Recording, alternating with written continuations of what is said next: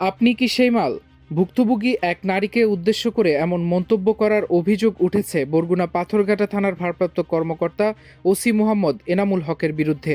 আদালতের নির্দেশ থাকা সত্ত্বেও মামলা গ্রহণে বিলম্ব এবং নারীবাদীর সঙ্গে অসৌজন্যমূলক আচরণের অভিযোগ ঘিরে সামাজিক যোগাযোগ মাধ্যম সহ বিভিন্ন মহলে ব্যাপক আলোচনা সমালোচনা সৃষ্টি হয়।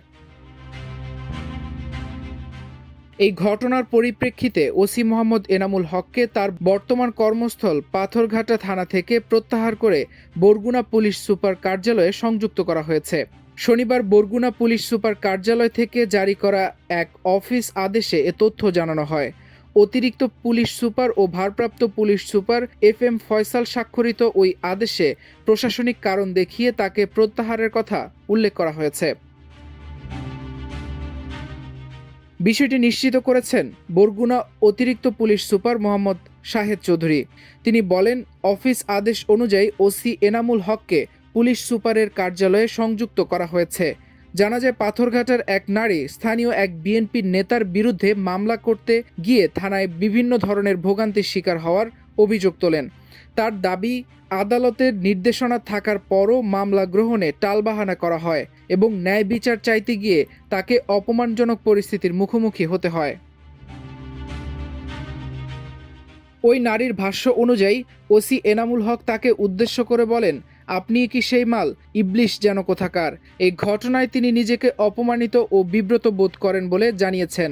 ঘটনার সময় সেখানে উপস্থিত ছিলেন সাবেক পাথরঘাটা উপজেলা মহিলা ভাইস চেয়ারম্যান ও উপজেলা বিএনপির নেত্রী মরিয়ম চৌধুরী জেবু। তিনি দাবি করেন, তার উপস্থিতিতেই ওসি নারীবাদীকে উদ্দেশ্য করে ওই মন্তব্য করেছিলেন।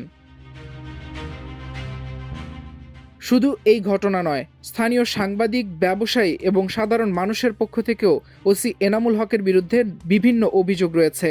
অভিযোগ অনুযায়ী সরকারি মোবাইল নম্বরে অধিকাংশ সময় তাকে পাওয়া যেত না।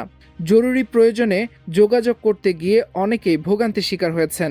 এদিকে আদালতের নির্দেশ থাকা সত্ত্বেও মামলা গ্রহণ না করা, নারীবাদীদের নিয়ে আপত্তিকর মন্তব্য করা এবং এক নারীকে ফেরাউনের সঙ্গে তুলনা করার অভিযোগও সামাজিক যোগাযোগ মাধ্যমে ব্যাপক আলোচিত হয়। তবে ওসি এনামুল হককে প্রত্যাহারের পেছনে নির্দিষ্ট কোনো কারণ অফিস আদেশে উল্লেখ করা হয়নি। সেখানে শুধু প্রশাসনিক কারণ দেখিয়ে তাকে পাথরঘাটা থানা থেকে প্রত্যাহার করে বরগুনা পুলিশ সুপার কার্যালয়ে সংযুক্ত করার কথা বলা হয়েছে।